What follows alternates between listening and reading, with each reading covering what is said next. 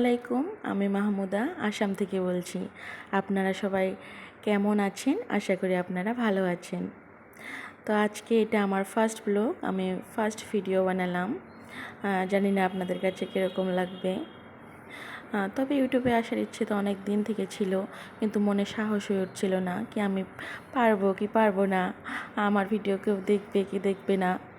তারপর ভাবলাম যে হয়তো অনেকেরাই দেখবে না, হয়তো অনেক ভিউজ পাবো না, তবে যেই কয়জনে দেখবে যদি সেই মানুষগুলোর মাঝখানে একটা জায়গা করে নিতে পারি, তাদের মনের মাঝে একটা জায়গা করে নিতে পারি, ভালোবাসা সৃষ্টি করে নিতে পারি, সেই আশায় ভিডিওটা করা।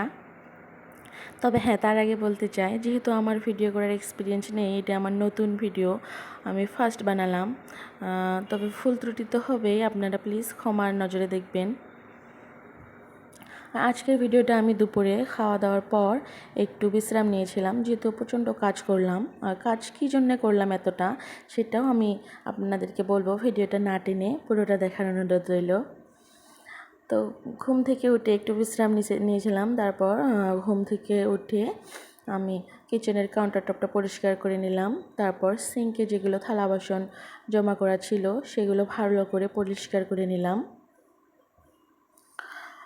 আর তার আগে একটা কথা বলতে চাই, আমরা যেই বাসাটায় আছি এটা আমার নিজের বাসা না, এটা ভাড়াটিয়া বাসা। আমরা এখানে ভাড়া থাকি।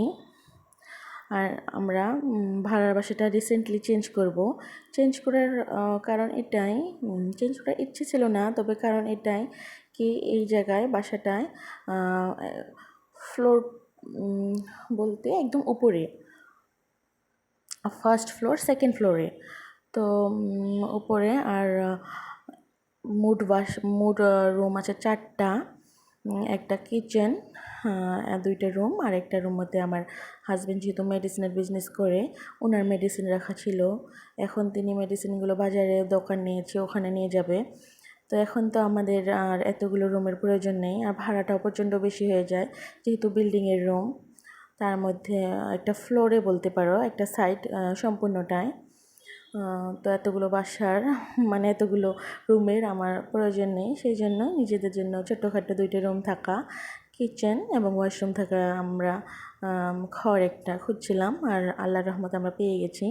তো আমরা রিসেন্টলি বাসাটা চেঞ্জ করব। তো আমি কীভাবে বাসা চেঞ্জ করি, এর আগেও চেঞ্জ করেছিলাম, কীভাবে বাসা চেঞ্জ করার প্রস্তুতিগুলি নিয়ে থাকি, কীভাবে আমি একাই নিজের সমস্ত বস্তু, সমস্ত ক্রোকারিজ, সমস্ত ফার্নিচার ভালো করে মুছে প্যাক করে নিই, যাতে করে কোনো ক্ষতি হয় না, সেটা আপনাদের সঙ্গে শেয়ার করব। আর এখন দেখতে পাচ্ছেন আমি ঘর দোরগুলো ভালো করে পরিষ্কার করে নিয়ে মুছে তারপর আপনাদেরকে দেখাচ্ছি। যদি আপনাদেরকে ভালো লেগে যায়, একটা লাইক করে সাবস্ক্রাইব করে পাশে থাকা বেল আইকনটা প্রেস করে আমার সঙ্গে থাকবেন।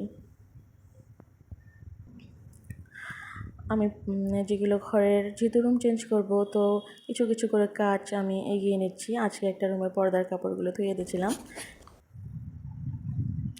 হ্যাঁ, এখন পর্দার কাপড়গুলো গোছানোর পর আমি স্নান করে একটু বিশ্রাম নিয়ে তারপর বাজারে চলে যাব, টুকিটাকি কাজ আছে। যদি ভিডিওটা আপনাদের ভালো লাগে একটা লাইক করে দেবেন। আবারও বলছি, এখানে আজকে ভিডিওটা শেষ করছি। ধন্যবাদ।